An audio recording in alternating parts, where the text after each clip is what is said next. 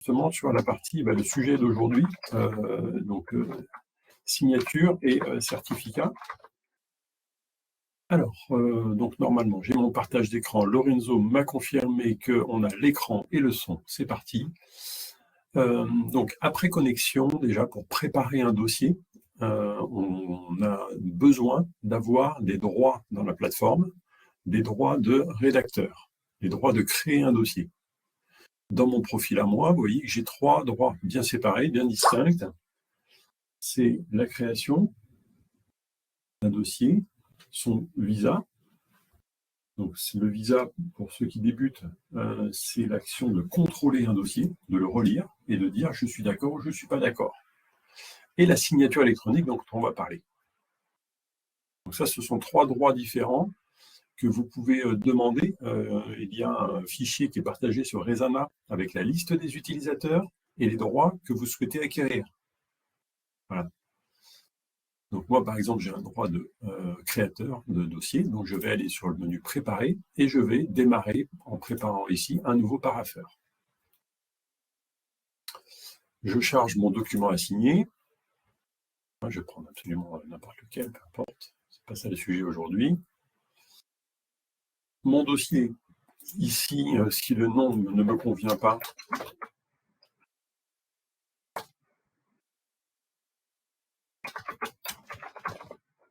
voilà, je vais mettre un autre nom pour mon dossier. Par défaut, le nom du dossier, c'est le nom du document.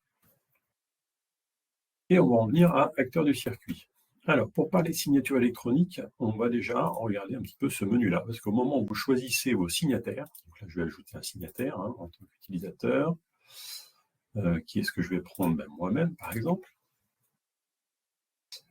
Ici, on peut régler le type de signature. Donc, le parapheur supporte différents types de signatures, dont certaines sont électroniques, d'autres manuscrites, d'autres scannées, et d'autres avec horodatage qualifié. Je décris rapidement ces 4 options.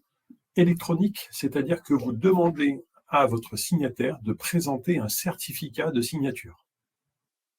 Un certificat électronique. Il faut donc qu'il soit doté de ce certificat de signature.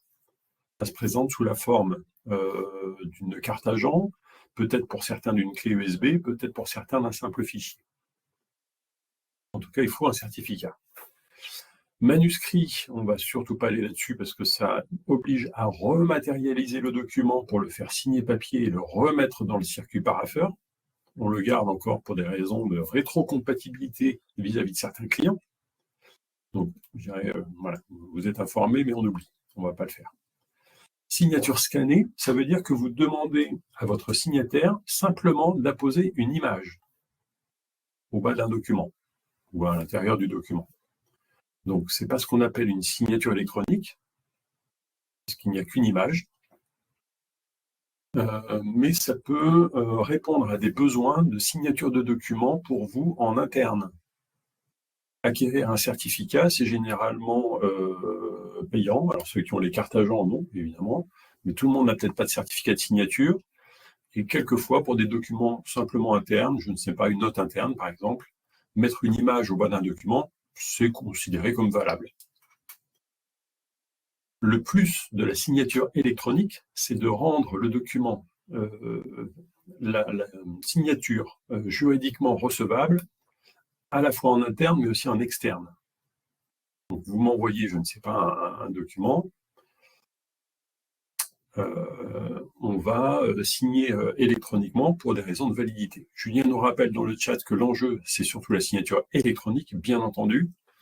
Dans cet atelier, comme vous allez avoir, c'est quand même ces options à disposition. Je les décris rapidement, mais je suis entièrement d'accord avec Julien. L'expérimentation, c'est la signature électronique. C'est ça qu'on veut, à ça qu'on veut arriver.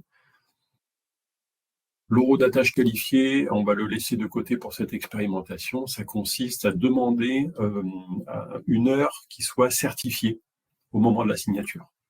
Voilà. Pour l'instant, ça va signer avec l'heure de votre poste informatique, mais cette heure n'est pas certifiée, puisque votre heure, vous pouvez éventuellement la modifier. Vous en avez le droit.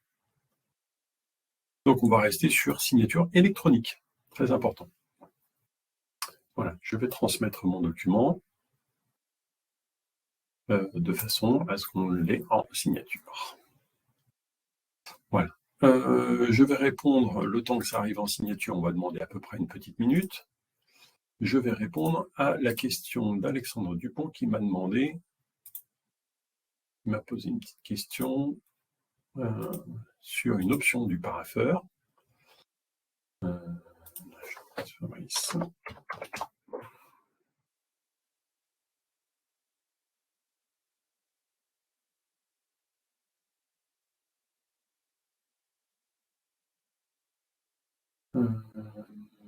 Alors, autoriser, signer, voilà.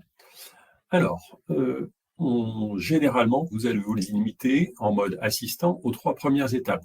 Vous donnez votre document, vous renommez éventuellement votre dossier, vous nommez les rédacteurs, les viseurs et les signataires, et généralement, ça vous débloque le bouton transmettre, c'est bon.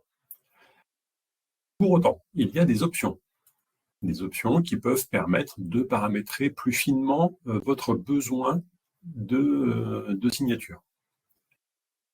Alors, j'ai noté la question tout à l'heure d'Alexandre, et en fait, c'est cette option-là qui a été enclenchée. En enclenchant cette option, qu'est-ce que c'est elle fait quoi? C'est indiquer en infobulle, obliger le signataire à ajouter une annotation publique avant de signer.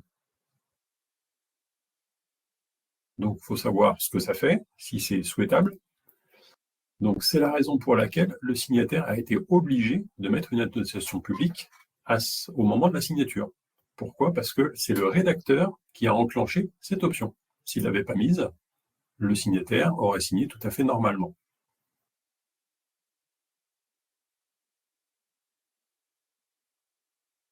Donc là, ce n'est pas du tout l'objet de la formation, en tout cas.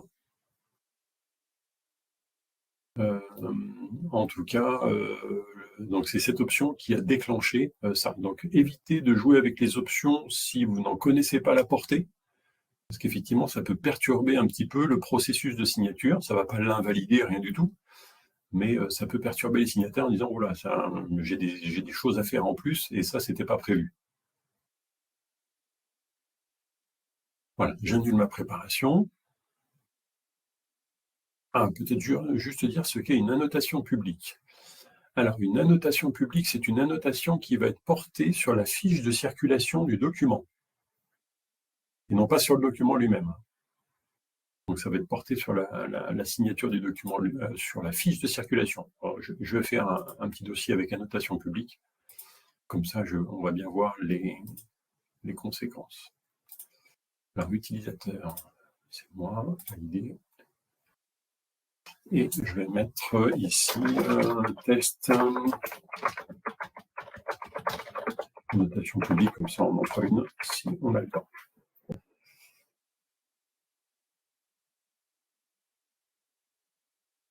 Voilà. Alors, en signature. Donc là, j'ai mon document, test Fabrice 01 qui est ici. Je peux visualiser mon document. Alors, ça tombe bien parce que c'était le document du webinaire. Alors, se pose la question ici, comme on est dans la partie signature et certificat électronique. Alors, ce qu'on inclut souvent dans la signature, c'est l'image de la signature. Voilà. La question qui se pose dans le parapheur, c'est où va arriver cette image? Là, je constate que mon document fait 10 pages. Normalement, le rédacteur aura dû prévoir à l'avance, pour moi, signataire, le faire à ma place, savoir où allait arriver mon image de signature. Alors, je vous indiquerai tout à l'heure, quand il y aura le petit pictogramme, ce sera plus facile, mais ici, je sais d'avance que l'emplacement de mon image de signature n'a pas été prévu. Comment va réagir le parapheur?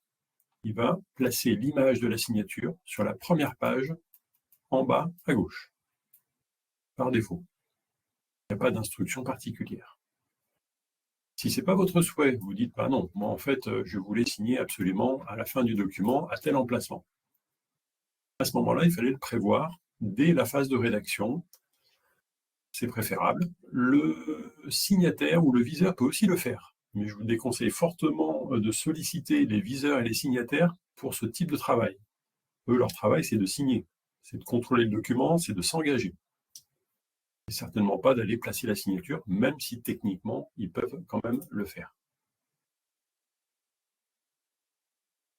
Alors, action sur le dossier. Donc là, je ne vois que la signature n'a pas été placée et je ne souhaiterais pas que ça apparaisse à la première page, en bas à gauche. Je vais donc placer ma signature ici.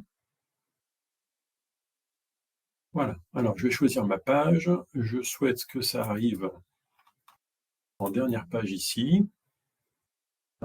Et dans les signataires, vous voyez, il y a une liste. Je clique une fois sur la signature et je vais importer ici un petit post-it bleu mentionnant l'endroit où j'ai placé ma signature. Aussitôt, le site vous mentionne qu'ici, le placement a été défini. Il y a un signataire et j'ai défini un emplacement. C'est pour ça que c'est marqué emplacement défini, 1 sur 1. Donc mon image de signature va arriver exactement à cet endroit-là et j'ai une petite cible indiquant que le parapheur a ciblé l'endroit où il devait importer cette image dans le document. Voilà. Je vais fermer.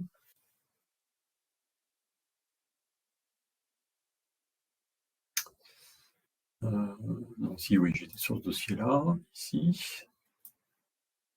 Voilà, donc je retrouve bien à la page 10 mon emplacement de signature ici. Alors, qu'est-ce que je vais faire? Je vais signer. Oui, je suis sûr.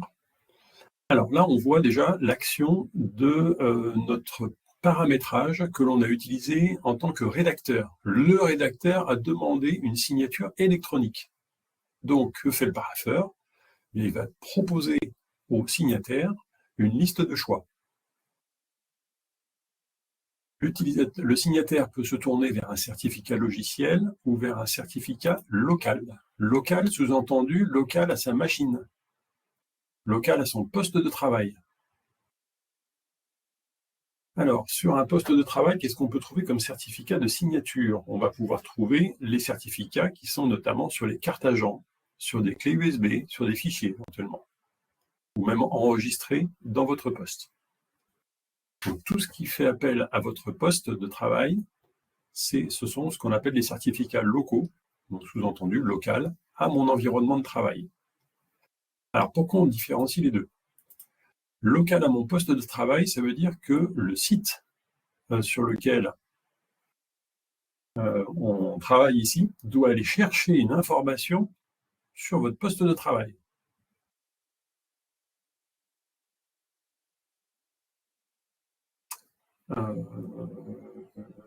Je vais répondre à la petite question de Pascal tout à l'heure. Merci.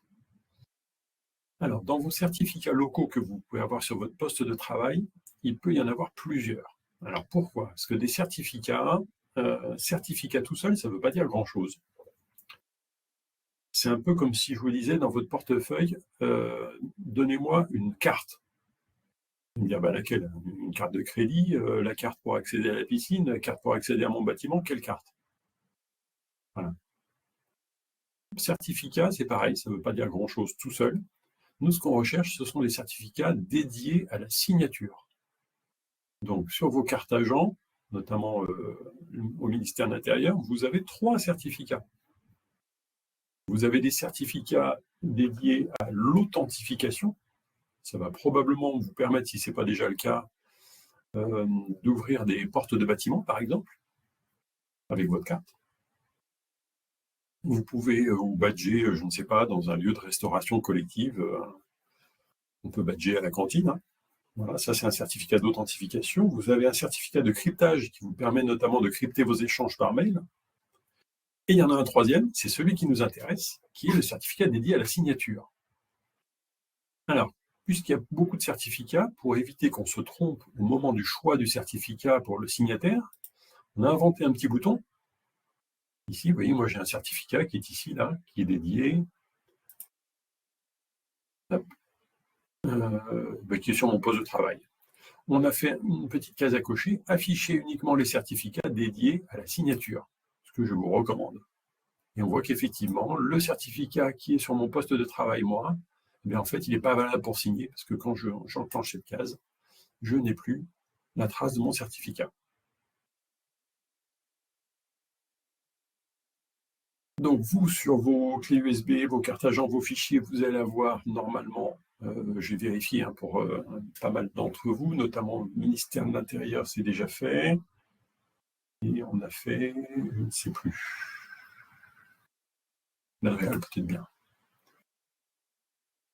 Il leur reste effectivement un seul certificat. Donc, vous choisissez ce certificat. Moi, je n'ai pas de certificat sur mon poste de travail. Donc, je vais me tourner vers un certificat logiciel. Alors, qu'est-ce que ça veut dire clairement logiciel? Ça veut dire que vous avez exporté votre certificat sur le site du parapheur.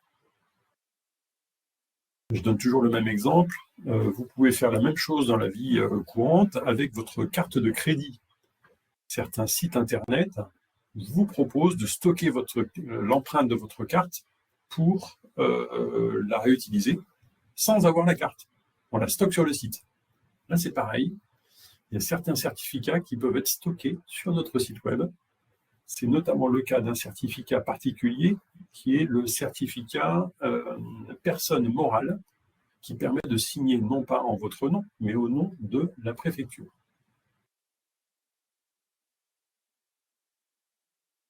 Voilà. Là, j'ai fait le tour de la partie sélection du certificat. Donc, le signataire va devoir choisir le certificat qu'il souhaite utiliser pour signer. Généralement, ça va être sur certificats locaux et le choix va être réduit à un seul.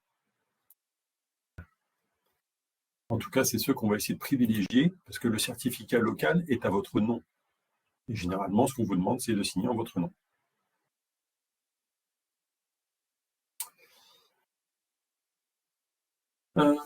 Petite astuce, s'il y a des signataires dans l'assemblée ou si vous voulez le signaler à vos signataires.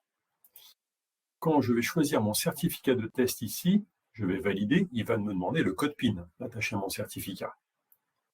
Si je souhaite signer 20 fois de suite, 20 documents différents, je n'ai peut-être pas envie que le site me demande 20 fois mon code PIN. C'est un peu pénible à rentrer. Donc, on a cette case à cocher, ne plus afficher, c'est marqué « Utiliser le certificat sélectionné pendant toute la durée de la session ». Autrement dit, le code PIN ne vous sera pas redemandé si vous re-signez et si vous souhaitez re-signer avec le même certificat.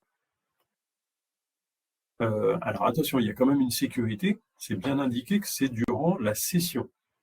C'est-à-dire que si vous vous déconnectez, vous fermez votre navigateur, votre poste se met en veille, je ne sais quoi, c'est terminé. On oublie le mot de passe. On oublie votre choix de certificat et la fois suivante, on va vous le redemander. Quand même, il y a une notion de sécurité. On ne peut pas retenir tout le temps votre mot de passe lié à votre certificat, ce ne serait pas sécurisé. Voilà, je ne vais pas utiliser cette option ici. Je vais valider pour vous montrer l'endroit où moi je saisis le mot de passe. Ça peut être aussi un affichage clignotant qui est en bas, qui vous indique l'endroit auquel vous devez rentrer votre code PIN qui est lié à votre carte agent, au certificat qui est sur votre carte agent. Voilà, je valide ici. Alors, signature de dossier en cours. Hop. Ah, les deux dossiers un petit peu longs là. Ah oui, il est en train de signer sur mon poste. Ok, c'est pas grave. Alors, pendant ce temps-là, je vais lire un petit peu le chat. Comment fait-on apparaître la signature préfet dans un document si le préfet ne participe pas à l'expérimentation?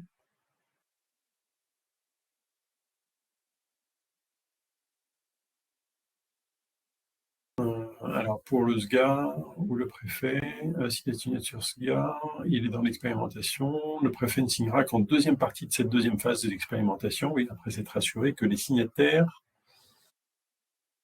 que sont les SG35 et le SGAR sont des circuits déjà bien montés en puissance sur les parapheurs les concernant, tout à fait. Donc, le préfet, OK, mais pas tout de suite, On attend d'avoir des dossiers bien montés, des choses concrètes à lui présenter et qu'on n'aille pas à l'aventure avec le préfet, sous-préfet, etc. Donc, on va déjà s'entraîner entre nous, signer des documents pour vos propres services, signer des documents en interne, vous voyez ce que ça fait. Et quand on aura des périmètres bien propres, bien sécurisés, là, on pourra les porter à la signature du préfet. D'accord. Oui, et c'est Pascal Levaux qui posait la question, donc c'est important parce que si j'ai bien compris, ça veut dire que quand on a un courrier à signature préfet, on n'utilise pas le parapheur électronique. C'est-à-dire que ce qu'on pouvait penser, c'est qu'il y aurait justement juste à la dernière phase, c'est-à-dire juste avant la signature préfet, une impression et ensuite la signature papier. Mais là, si j'ai bien compris, ce qu'on recommande, c'est que si on a un document à signature préfet, on le met dans le parapheur papier classique. Alors, tout à fait. C'est-à-dire que on a en matière de signature de documents, on a deux réglementations. On a la réglementation papier. C'est la signature des documents papier telle que tout le monde la connaît depuis des décennies. La seconde réglementation, c'est la signature électronique. Je suis en train de vous présenter, entre autres. Les deux réglementations ne sont pas miscibles. On ne commence pas un document en signature électronique pour le terminer en impression et en signature papier. Inversement, je ne commence pas à signer papier et puis je scanne mon document et je le mets dans le parapheur pour une seconde signature électronique. Donc, C'est ce ne point-là qui jamais me manquait. mélanger les deux réglementations. Soit tout papier, soit tout électronique, mais pas les deux.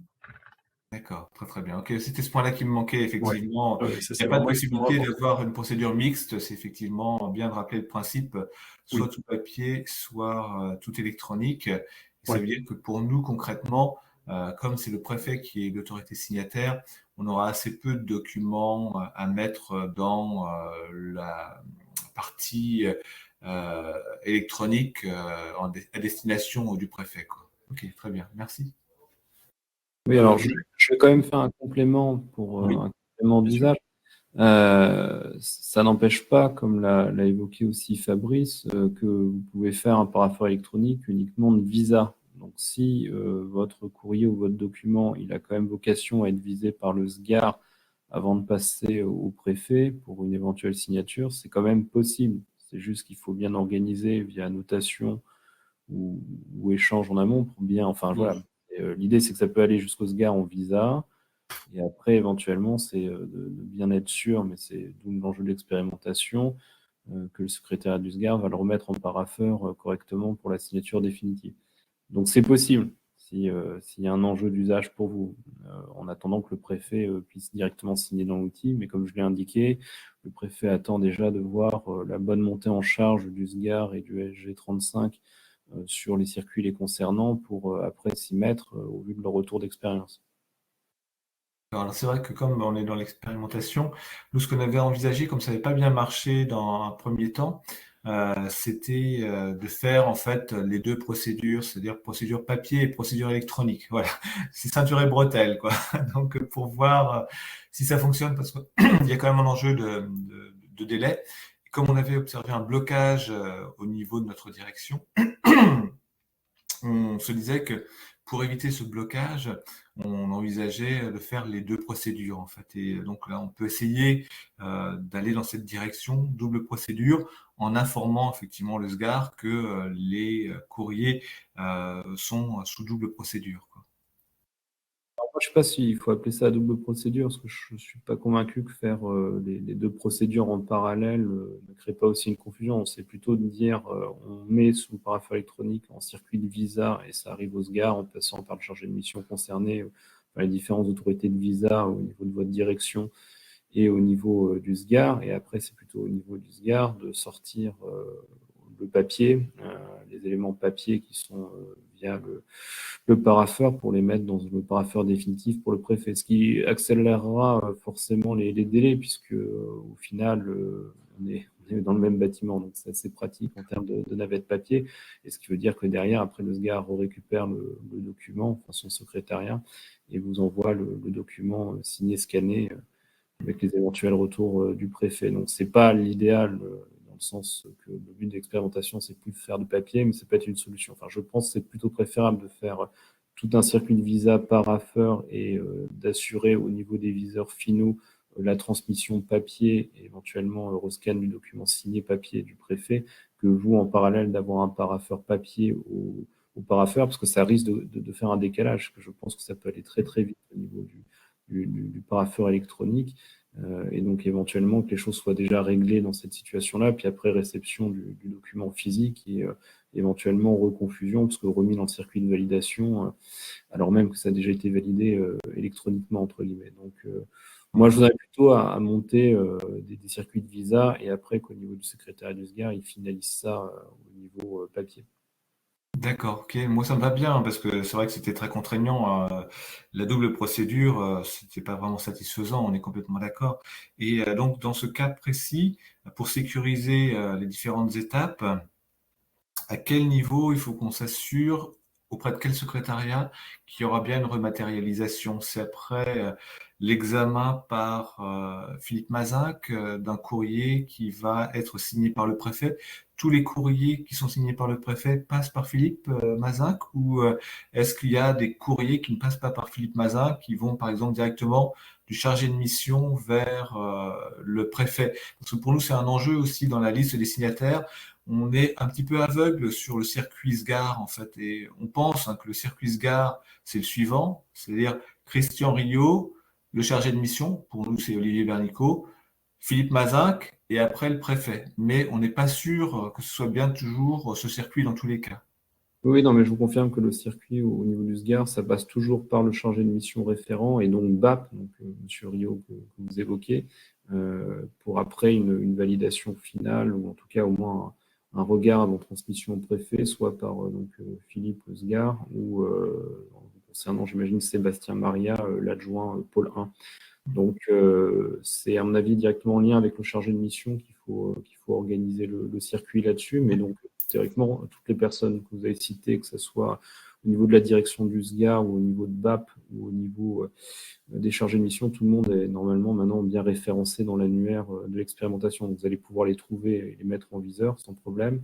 Je pense que ça peut être intéressant pour le premier quand même d'avoir un petit échange avec le chargé de mission concerné pour qu'il cale bien la chose avec BAP pour que chacun ait bien le rôle après sur la dimension de papier. Très bien, merci beaucoup. J'entendais sur le mot, vous avez prononcé le mot rematérialisation.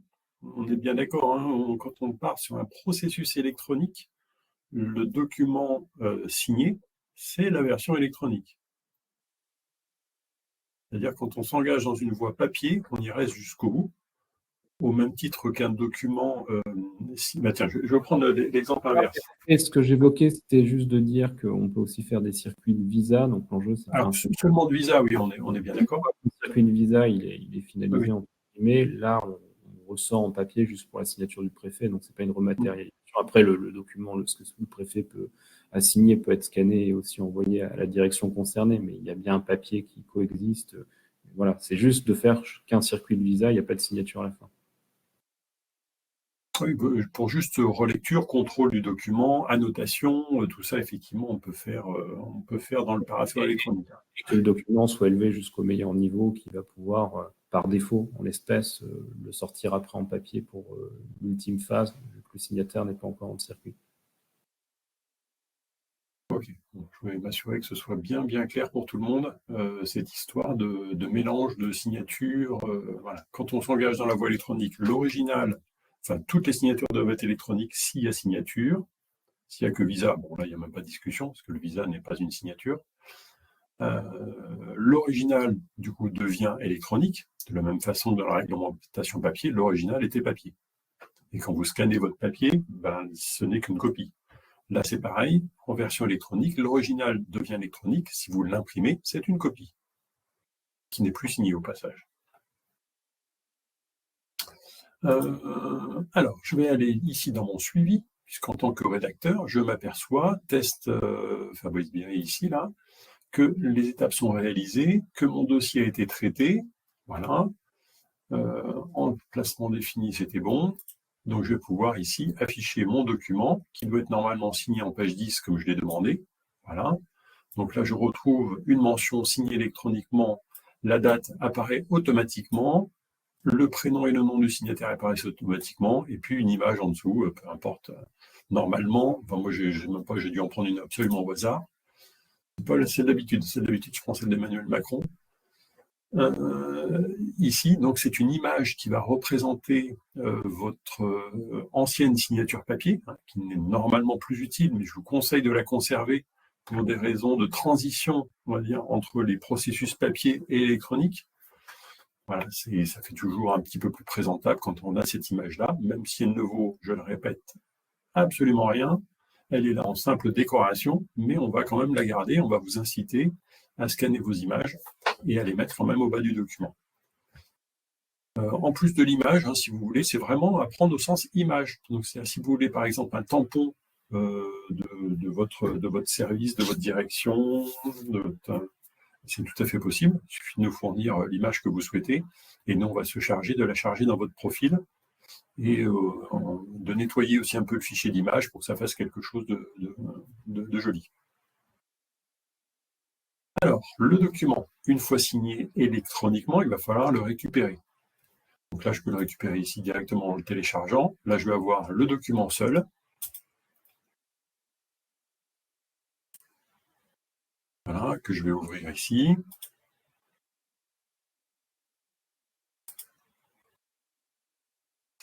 Alors là, il me l'ouvre dans le navigateur. Ça ne m'intéresse pas.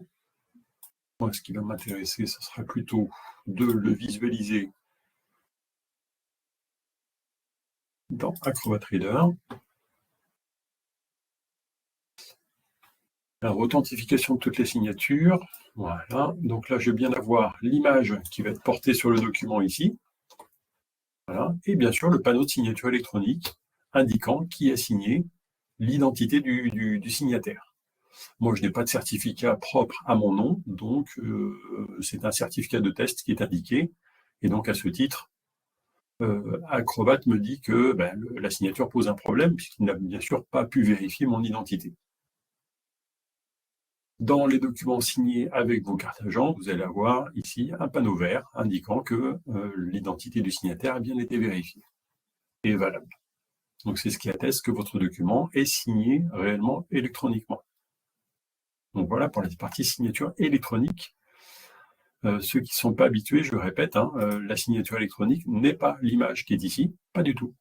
C'est un code informatique que l'on met dans un document et qu'on peut visualiser à l'aide d'un petit panneau de visualisation hein, sur la gauche, notamment dans Acrobat Reader ou dans d'autres logiciels. Attention, tous les logiciels ne sont pas capables de révéler la signature électronique. Par exemple, si je visualise le même PDF sur mon navigateur, ici Chrome en l'occurrence, il ne m'indique absolument pas la présence d'une signature électronique à l'intérieur du document.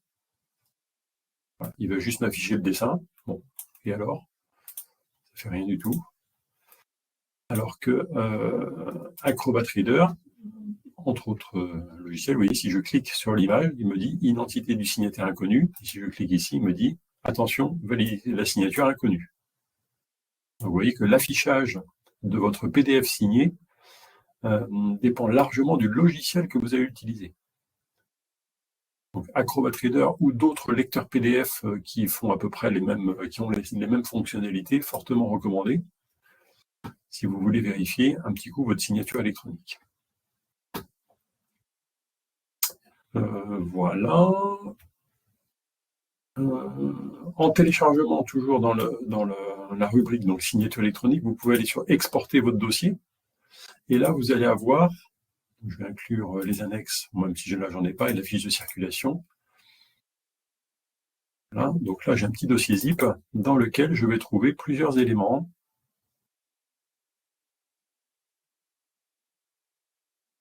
Alors, il est passé où mon petit zip? Il est là.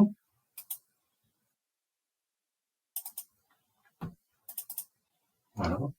Donc là, je vais trouver mon document hein, avec donc sa version signée et une fiche de circulation qui résume toute la vie de mon document à travers le parapheur. Donc, je sais que mon dossier a été accepté, hein, il a été traité ici.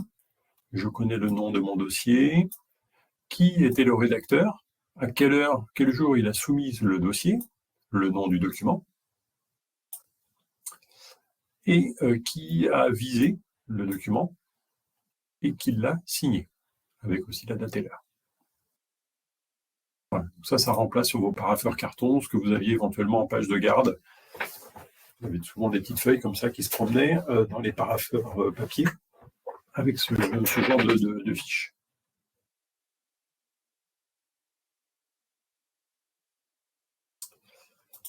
Voilà, donc le but était de montrer un petit peu la signature électronique. Je reprends, est-ce qu'il y avait des questions? Oui. Est-ce que pour ceux qui débutaient, comme c'était Madame Lemeur qui était là, ça va à peu près? Vous arrivez à retrouver des informations que vous pouviez chercher? Oui, très bien, merci, c'est très clair. J'avais juste une petite question que j'ai mise sur le chat. Sur la signature, est-ce qu'il va falloir qu'on puisse indiquer que c'est par délégation du préfet qu'on signe?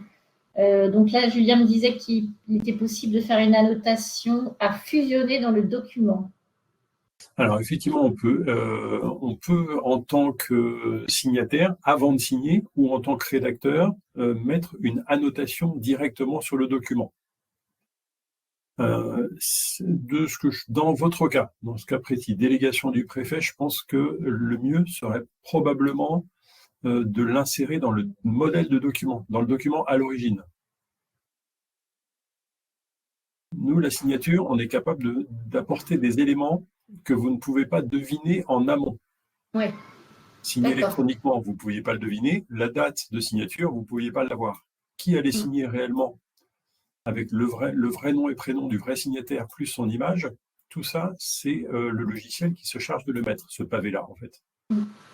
Voilà. Tout ce que vous pouvez savoir avant de soumettre le document, c'est quand même plus simple d'avoir cette phrase-là déjà préparée dans le document. D'accord. S'il y a systématiquement délégation du préfet, comme souvent c'est le cas. Voilà. Néanmoins, donc on va pouvoir écrire dans le document, ça je peux vous le montrer ici, et il faut que je vous montre aussi sur le placement de signature. Il me reste quelques minutes pour parler de ça. Alors, quand on est à manipuler le document en tant que rédacteur ou en tant que signataire, on peut manipuler ce document-là avant qu'il ne soit signé. Après signature, c'est fini. Action sur le dossier, je vais pouvoir faire notamment deux types de choses. Je vais pouvoir faire des annotations et des messages. Donc, annotation, ça va me permettre d'écrire sur le document. Donc, par exemple, ici, je vais mettre par délégation du préfet. Voilà. Ça, c'est mon annotation. Voilà, ici. À chaque annotation, on va vous demander si vous voulez éventuellement la fusionner définitivement avec le document. Donc, il y a deux types d'annotations. En fait, il y a des annotations de travail et des annotations qui vous doivent être conservées, même au-delà de la signature. Donc, par exemple, cette information-là doit absolument être conservée au-delà de la signature. Donc, ce n'est pas une annotation de travail pour indiquer, je ne sais pas, peut-être une faute d'orthographe à cet endroit-là, ou vous voyez, vraiment pour gribouiller le document. Là, c'est vraiment quelque chose qui doit rester. Donc, je fusionne. Votre annotation sera définitivement fusionnée et intégrée au document et ne pourra plus être supprimée. Donc, ça y est, c'est fusionné. Je vais refermer donc mon document ici. Et là, j'ai bien écrit par délégation du préfet. Voilà, je suis venu en fait ajouter une indication dans le document alors qu'il est en cours de circulation dans le parapheur. Donc, n'hésitez pas à faire ces actions en amont parce que c'est quand même, dans le parapheur, c'est quand même pas l'idéal. C'est pas extrêmement pratique. On risque d'oublier, on risque de faire une faute. Enfin, voilà, il y a plein d'écueils possibles qui font que on va peut-être pas avoir exactement la notation qu'on souhaitait, peut-être pas au bon endroit. Voilà, confier ça à cette phase-là du document, c'est pas terrible. Tant que j'en suis dans la préparation, il faut que je termine à l'heure quand même, on a 10 minutes et demie. dans le placement de signature, si vous voulez que la signature arrive à un endroit précis du document, donc admettons ici, voilà. Donc, j'ai marqué pour le préfet, voilà, et je voudrais que la signature arrive directement en dessous ici. Ça, dans vos modèles de documents, vous pouvez le prévoir avant même de le mettre dans le parapheur. Il y a un mot qui est réservé à notre outil qui s'appelle dièse, signature, dièse, tout en minuscule. Voilà. Si vous mettez ça dans vos documents, vous pouvez même le mettre en blanc, hein, si vous voulez. C'est joli. Voilà, je peux même le mettre en blanc. Le parapheur va lire cette indication et va se dire « Ah, mais en fait, ce que je vois… » Alors, je vais retourner dans mon logiciel. Ce que je vois ici, donc je vais vous montrer la signature que j'ai faite tout à l'heure. Voilà. On va capturer ça. Donc ça, c'est ce qu'on a vu à un moment de la signature. Donc le logiciel va deviner que ce qui est vu ici, en fait, il faut le coller ici. Je vais le mettre en flottant, ça va être plus pratique. Voilà. Donc ça, c'est l'effet du dièse, signature dièse ici. Vous aurez un placement automatique de votre image qui va arriver ici. Et en bonus, si vous les avez oublié de le faire, nous on le fait, le logiciel le fait, on mettra cette indication directement écrite en blanc, de manière à ce que ça ne se voit plus. Donc voilà le rendu final.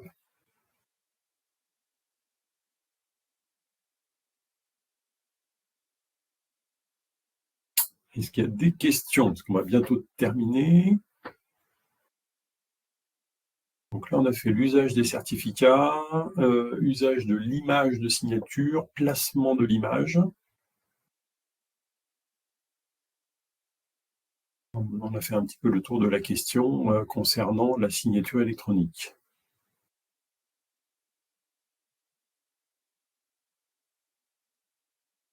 Alors, je laisse le chat réagir éventuellement.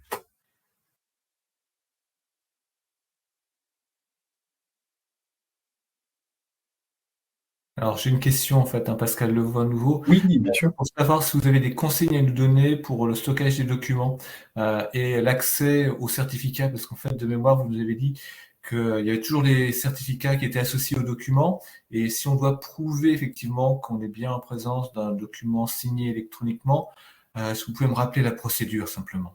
Bien sûr. Alors, après signature, donc je prends l'exemple de ce document, vous allez tout simplement télécharger à minima votre document, voire tout le dossier. Vous faites télécharger le document ici.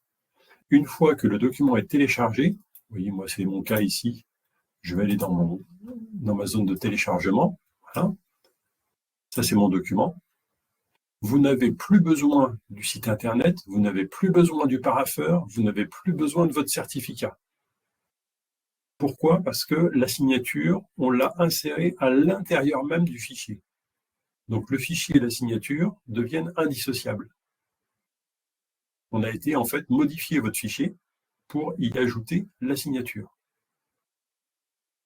Donc le document PDF devient en lui-même un fichier signé. Donc charge à vous de le stocker à l'endroit où vous souhaitez pour ne pas le perdre. Parce que si vous perdez ce fichier PDF, vous perdez non seulement le fichier, mais sa signature aussi, puisque les deux sont fusionnés ensemble. Donc, charge à vous de stocker ça dans vos arborescences, dans une JET, dans un service d'archivage électronique. Voilà ce que vous avez à disposition pour ranger vos dossiers habituellement. Est-ce que ça répond à la question? Oui, très bien, merci beaucoup. Voilà. En fait, pour faire le parallèle, c'est exactement comme ce qui se passait avec le papier. Hein. Quand on avait signé un document papier, il y avait un endroit où le remettre, peut-être l'envoyer par la poste à quelqu'un, peut-être le stocker dans une boîte d'archives. Ouais, Fabrice, si je peux compléter juste, donc tout à fait, vous pouvez stocker, vous pouvez mettre ça sur un raisonnement, du moment où le PDF est conservé, vous pouvez le dupliquer à l'infini, mais comme l'a dit Fabrice, c'est ça qui fait froid et qui est opposable. Pour autant, dans le paraffeur électronique en lui-même aussi, il propose une solution de tri des documents. Enfin, c'est une GED, on va dire, limitée et active. Et il y aura une autre séquence qui sera aussi intéressante, puisque c'est des choses à approfondir avec vous dans les services, puisque vous pouvez aussi créer des métadonnées, enfin taguer ou en tout cas insérer des mots-clés sur vos paraffeurs pour faciliter après leur tri. Donc, un des enjeux pour nous aussi dans le cadre de cette expérimentation, c'est de savoir si dès le paraffeur, il y a un enjeu pour vous de déjà intégrer des mots-clés ou en tout cas des choses qui vont permettre de classer ou de référencer ou de taguer, thématiser vos paraffeurs pour que dans la solution, vous puissiez les retrouver plus simplement quand vous en aurez une cinquantaine, une centaine, mais surtout à terme, quand on sera sur un module suivant qui permettra éventuellement de reverser donc, les données du paraffeur directement dans une GED active, pré-archive, de voir s'il y a un intérêt justement à finalement s'intéresser déjà, on va dire, à ce référencement directement fait via le paraffeur ou s'il faudra après dans cette GED active archive repenser des mots-clés ou des éléments de triage ou de référencement.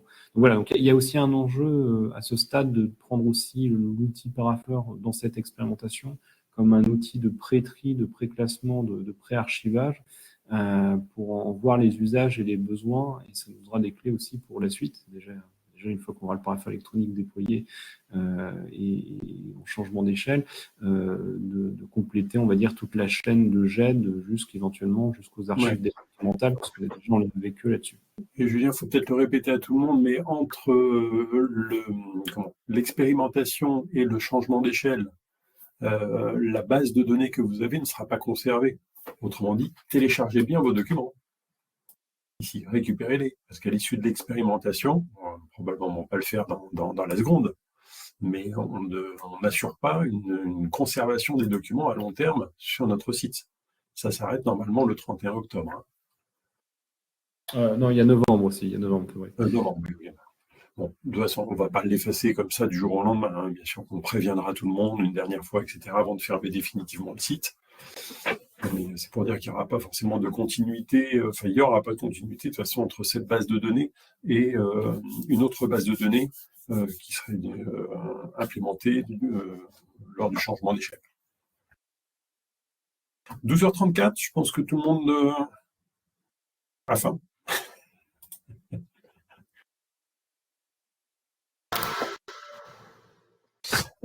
Pour la suite, n'hésitez pas à agir sur le Resana. Moi, je suis connecté en permanence dessus. Enfin, je reçois les emails quand il y a des réactions sur le Resana. J'ai un de mes collègues aussi, bien sûr, qui est à l'assistance, qui est connecté sur le Resana pour vous répondre tout au long de l'expérimentation. Et il y a aussi d'autres ateliers par la suite pour traiter d'autres sujets différents. Ouais, et juste pour conclure, parce que vous allez tous partir vous donc merci à Fabrice pour l'intervention, merci aussi à Lorenzo qui prend des notes. Vous redire que dès que vous avez aussi des questions donc techniques, vous passez par Resana, mais vous allez vous adresser à SRCI, via le Resana, ils y accèdent. Si c'est des questions d'usage, de circuit, tout ce qui est sur l'accompagnement usage, c'est au niveau des designers de DxO, donc Adèle et Lorenzo, qui sont à votre disposition pour échanger avec vous, construire, déconstruire, penser les choses. Et donc moi, au niveau du SGAR aussi, je suis à votre disposition si vous avez des questions comme tout à l'heure. Didier, une dernière question ? Connecté, ouais. Oui, et on arrête là. Ça correspond à la remarque de Julien tout de suite sur archivage et puis métadonnées. Nous, il faudra qu'on teste cette fonctionnalité ou ces fonctionnalités-là pendant la phase de test 2. Puisqu'effectivement, on a besoin de trier nos décisions par département et par typologie de décision. D'accord. Intéressant. Ok, je laisse Lorenzo, si tu nous écoutes toujours, en tout cas revenir vers vous avec SRCI pour de mieux comprendre l'usage au niveau de la draft et de préparer ça pour que ce soit le plus actif possible pour que vous puissiez tester ça sur une bonne durée de l'expérimentation. Merci à tout le monde. Bon appétit, bonne journée à tous. Au revoir. Et bon paraffeur. Au revoir.